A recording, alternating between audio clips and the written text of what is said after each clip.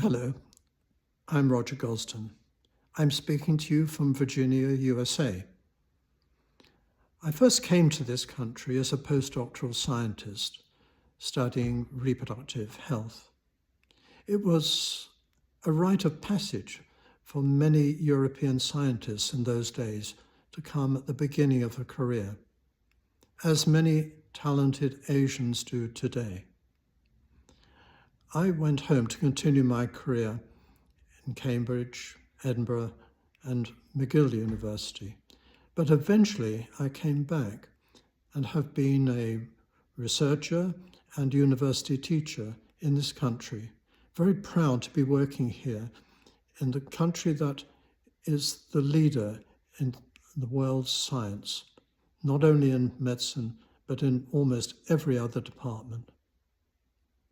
It would take all day to list the major breakthroughs that this country has achieved in my lifetime. And so I'm bewildered by what is happening to American science today, where the government seems to be determined to tear it apart.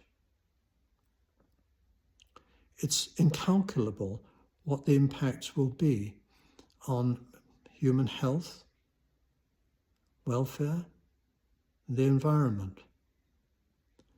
Programs that took decades to build up are being torn apart.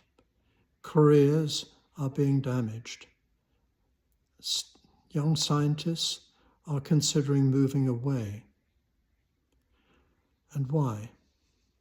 It seems to be for short-term economic expediency and political dogma.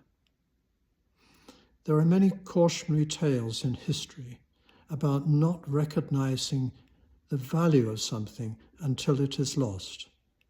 And now another is being written.